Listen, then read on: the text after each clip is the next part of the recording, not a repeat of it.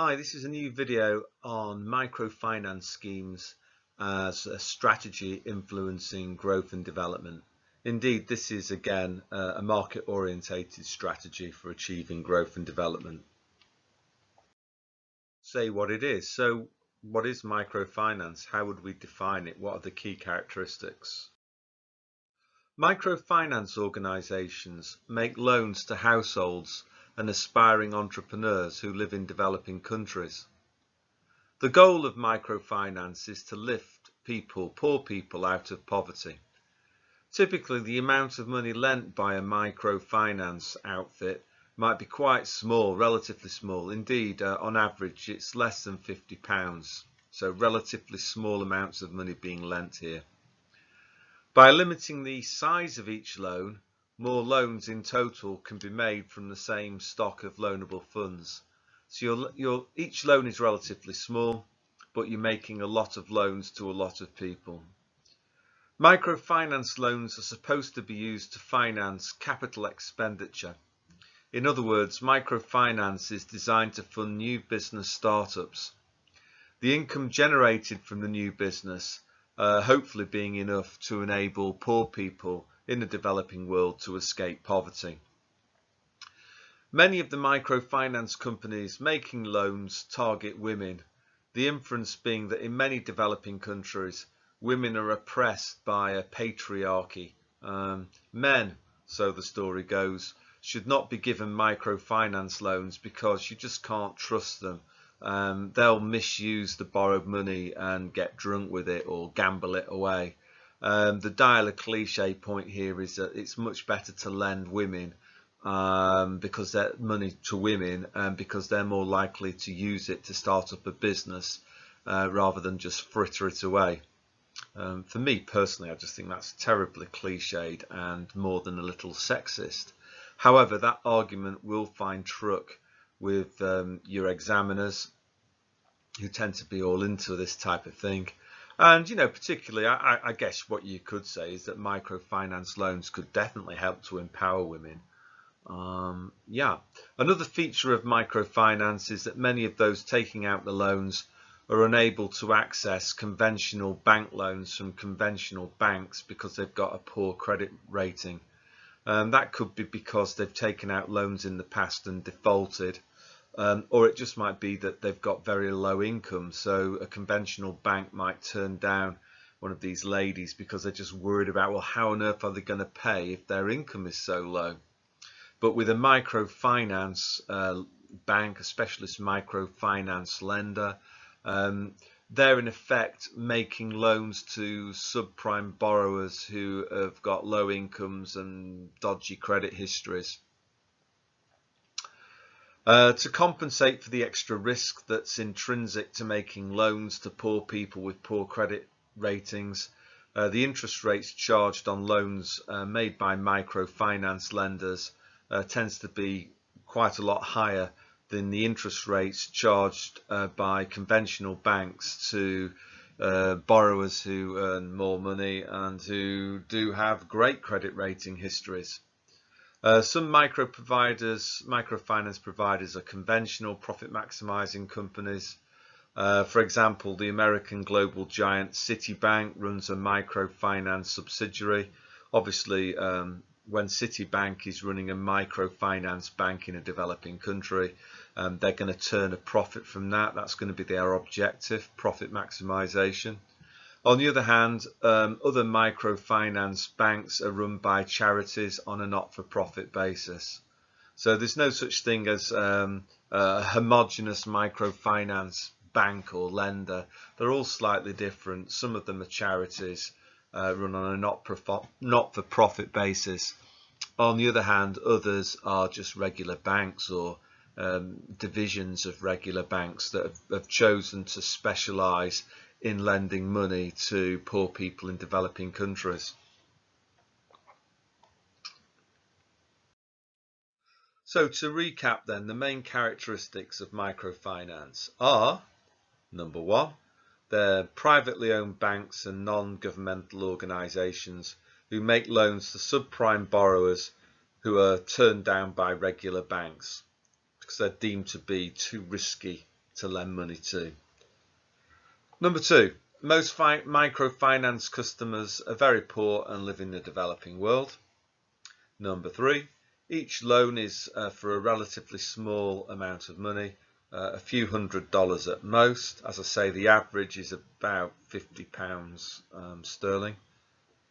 The loans are supposed to be used to finance the capital expenditure need to fund a new business startup. Number 5, microfinance providers target women as a way of empowering them. Sometimes loans are taken out by a group of women who run a business maybe on a cooperative basis, shared ownership. Number 6, interest is charged on microfinance loans and also the principal, that's the total amount that you borrowed. Obviously that's got to be repaid too.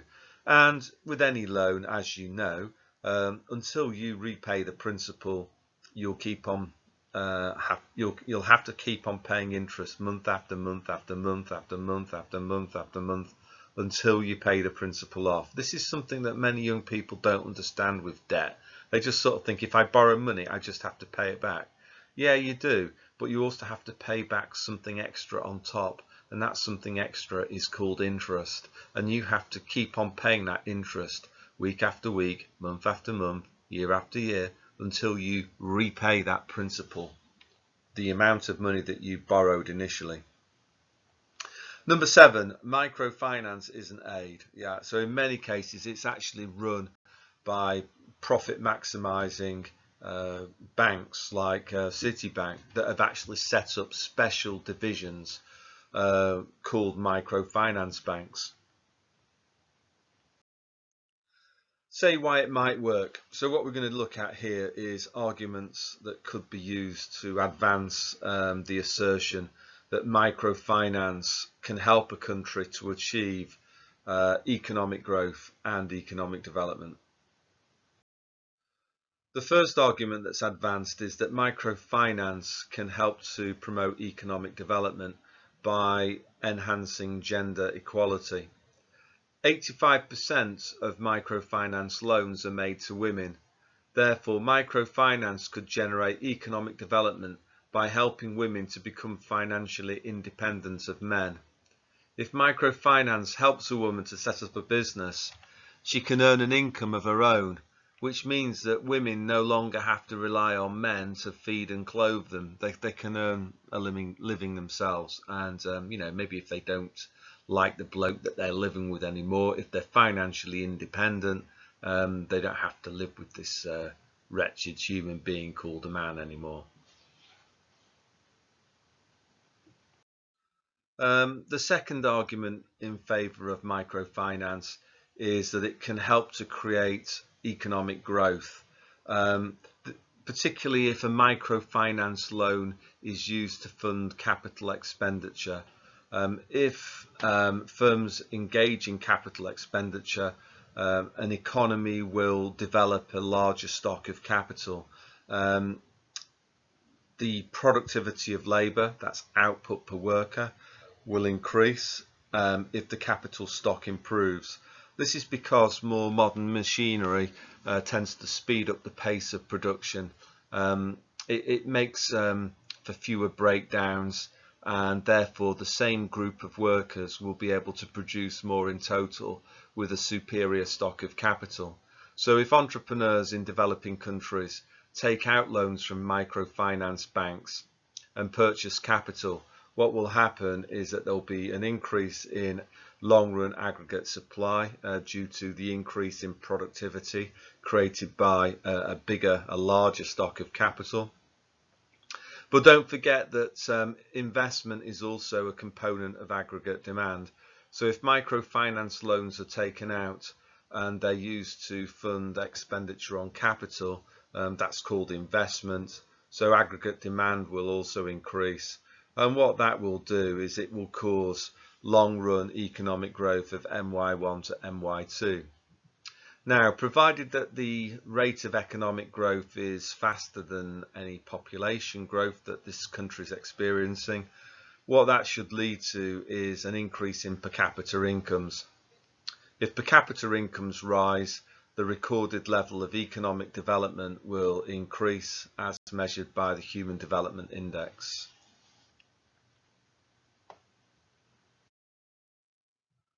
Microfinance isn't charity, it's not a gift. The money that's borrowed has to be repaid plus the interest owed. So you could argue that microfinance, unlike aid, encourages economic development because it develops independence and a sense of personal responsibility within the developing world. It could be argued that charity, in contrast, disincentivizes people. If free money is available, children in school might be less inclined to study hard. If free food, free clothes, whatever the charity's dishing out, if it's all available free of charge, where's the point in doing any work whatsoever? You know, what tends to happen is that you just develop a big chip on your shoulder and you expect other people in other parts of the world to give you some of their stuff free of charge in exchange for nothing. Microfinance isn't like that. It's not charity. So therefore, microfinance, unlike aid, doesn't destroy aspiration. In fact, it could be argued that microfinance incentivizes people to take greater personal responsibility for their own lives. If borrowed money suddenly becomes available, poor people in the developing world now have the opportunity to work themselves out of poverty by setting up a business that they themselves own. It could be argued that microfinance gives people an opportunity to turn a dream, a dream of owning their own business, into a reality. Aid doesn't do that. Aid, in contrast, I think destroys aspiration because aid involves getting something in return for nothing.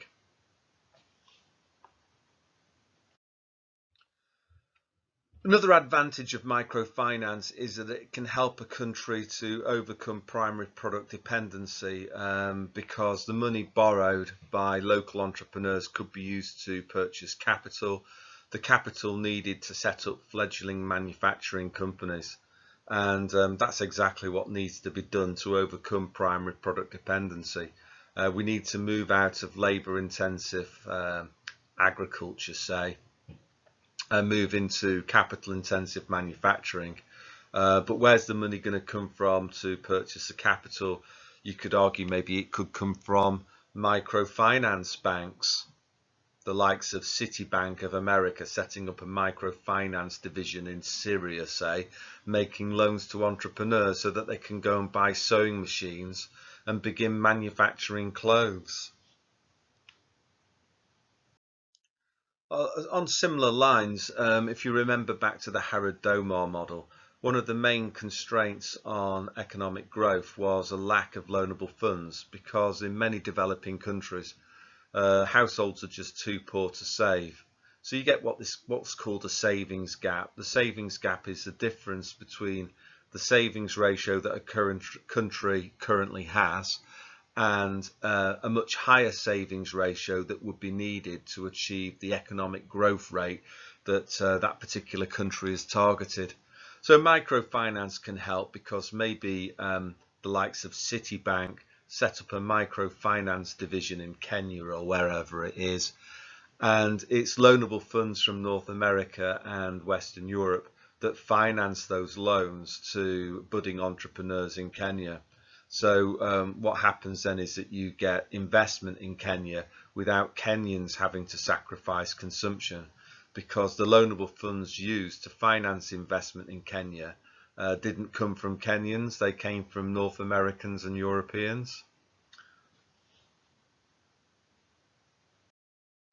So what we'll do next is then turn our attention to the drawback. So say why it might not work. So why might microfinance fail to lift growth and development?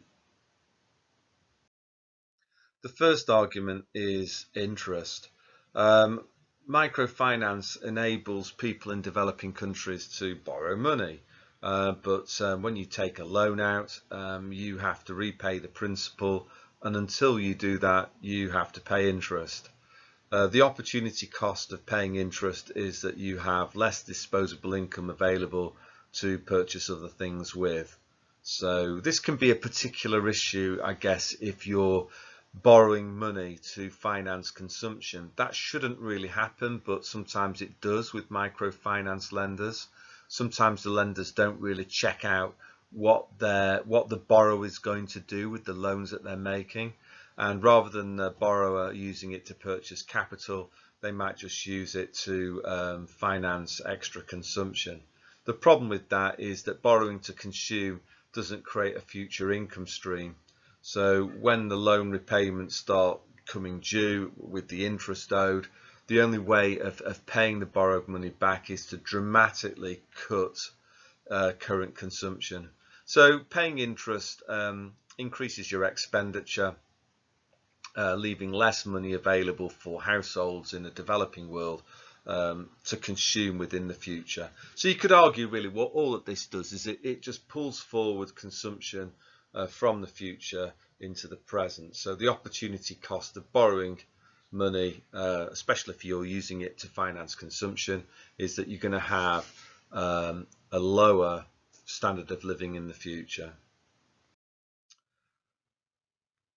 The second one, the drawback really is just this idea, is microfinance really altruistic? So you might get some so-called charities that set up microfinance banks in developing countries, and these guys end up charging the poor people that borrow money from them sky-high rates of interest, and they use those interest payments to finance big salaries, first class travel, and a little bit of poverty tourism. So this point really applies to microfinance banks that trade as charities. Some of them pretend to be charities, but really they're just self-serving. This is very, very common, I'm afraid. Sometimes loans aren't repaid, so what lenders tend to do is they ask a borrower for collateral. Collateral will tend to be an asset that's pledged as a guarantee against the loan. So if the borrower fails to repay the loan, the lender can seize the asset that's been put up against the loan as collateral. So in a developing country, that might be this tractor, or it might even be a few hectares of land. So what we're talking about here is that if a person in a developing world borrows money, and for whatever reason, maybe their investment didn't work out, or maybe they foolishly used the loan to finance consumption, what will happen in the long run is the microfinance bank will seize assets like the tractor and the land, leaving the people in that country a lot worse off. So you could almost like call this predatory lending, particularly if the lending's been done at very high interest rates. So the long-term impact of microfinance might be that these banks like Citi can just purchase prime farmland in Africa via making a microfinance loan that the borrower subsequently defaults on. There's also been stories of borrowers in the developing world who've struggled to repay interest or the principal borrowed, being hounded by the microfinance banks. Obviously hounded, so try to persuade them to repay what they owe plus the interest.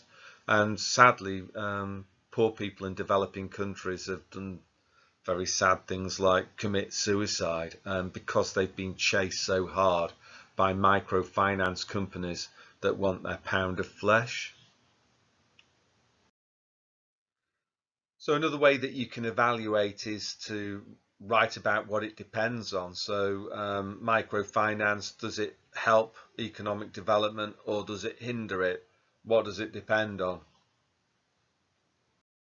I guess the first thing that it depends on is what's the loan going to be used for? So if a microfinance loan is used to purchase capital, that type of lending will be more likely to lift both economic growth and economic development. because if you're borrowing money to purchase capital, like this tractor will increase the borrower's income. They'll have more corn to sell if this machine increases the productivity of the farmer's land. And if they've got more corn to sell, the farmer will earn more income from selling a bigger crop, and they'll be able to cover the interest payments on the money that they borrowed from the extra income from the extra crops. So this type of borrowing to finance investment, is great. It's sustainable, because when you borrow to purchase capital, it tends to increase the borrower's income. In contrast, if the loan's been used to finance purchasing food, then although this sounds really harsh, but I personally can understand it if somebody borrows money because they've got a very hungry child. But in the long term, borrowing money to finance consumption will actually increase the borrower's poverty in the long run, because when you borrow money to consume, it's not going to increase your long-term income. All you've done in effect is pulled forward income and consumption from the future into the present. So borrowing money to finance consumption shouldn't really happen, because it will just create a cycle of poverty in the developing world. But the controversy of many microfinance banks is that they don't really scrutinize what the borrower is going to do with the money. They don't really care too much, so long as they get their interest and their principal back. So they're almost acting like loan sharks in the developing world. That's the criticism. Much will also depend on the rate of interest charged by the microfinance bank. Obviously, the higher the rate of interest, the better it is for the microfinance company, and the worse it is for the borrower from the developing country. In the long run, even if we're looking at capital borrowing to finance investment, borrowing to purchase capital will only increase the borrower's wealth in the long run if the marginal efficiency of capital on the investment that's taken place is greater than the rate of interest. Another thing that you could do here is sort of evaluate your evaluation and talk about what the rate of interest will depend on. So why is it that interest rates charged by microfinance companies in country A are higher or lower than in country B? And the main thing that you could write about is the degree of competition. So how many banks are there? How many microfinance specialist lenders are there? One would assume that the greater the level of competition, the more likely it would be that borrowers would benefit from lower rates of interest. On the other hand, in a very, very, very poor developing country, maybe they don't have a proper banking system. So when the likes of Goldman Sachs or Citibank decide to set up a microfinance subsidiary in Nepal, say, they'll charge really high rates of interest, because that's what the market can bear. They don't have to be worried about being undercut by a rival bank who can lend at lower rates of interest or are willing to do that. I guess the other thing that you could write about as well is it depends on the objective, the business objective of the microfinance lender. So I'm sure there are some really good microfinance banks out there who are run by ethical people. Obviously, an NGO that's running a microfinance bank like that, they would not, out of principle, charge high rates of interest. On the other hand, if you've got like a fake charity run by Giles and Jacinta, and they think that they're worth it, they think that they're worth their 160 grand salary that they pay themselves, they think that they're worth first class plane travel, they will charge high interest rates. So a lot of it depends on the business objective of the microfinance lender and their own morality. It's not fair to say that everybody is immoral Some people might choose deliberately to set low interest rates and low rents because they want to look in the mirror and like what they see. Giles and Jacinta are not really too interested in that. You know, they've been brought up in this win at all costs, lie, cheat, steal to get what you want culture. So they'll be more likely to just try and charge the maximum interest rate that they can to the poor people that they're lending to, whilst virtue signalling vigorously on social media about how great they are. Again, another issue here is what happens if the borrower can't repay the money that they've borrowed initially plus the interest. Sadly, what happens is that some very poor people, they've got a big interest bill comes due, they can't find the cash, so what they do is they get another microfinance loan from somebody else. So when next month comes around, they owe even more interest because their debt's bigger. So how do they repay that? Well, they just take a third microfinance loan out with maybe a different microfinance company. But every time you do this, of course, the total amount that you owe to all the different microfinance banks that you've borrowed from goes up and up and up and up, which basically means that every single month you've got to find more money to pay the interest that you owe on these exponentially growing debts that you've got. And this is what's called a debt spiral. And people that get into debt spirals are often desperate, and these are the people that end up committing suicide because they just can't see a way out of it, particularly in countries where maybe there's not the possibility of declaring yourself bankrupt, and where you're going to be aggressively chased by the microfinance banks that lent money to you. So in this case, you know, they really would be acting as loan sharks. You better do something or we'll break your legs.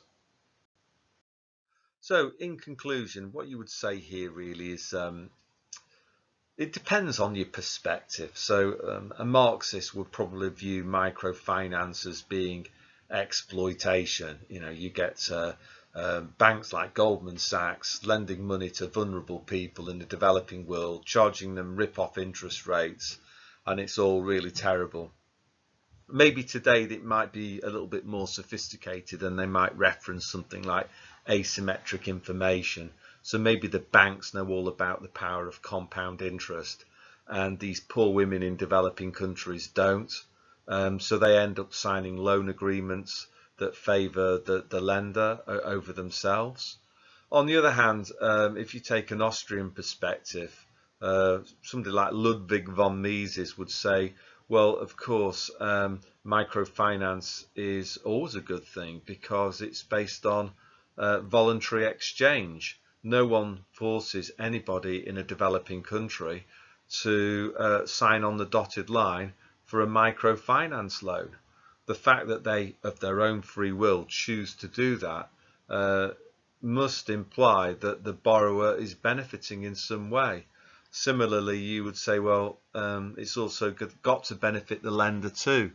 You know, you could sort of say, well, it's not fair that they charge these people 40% interest, but 40% interest might be the right interest rate, bearing in mind that the people that you're lending money to have got a very high chance of defaulting.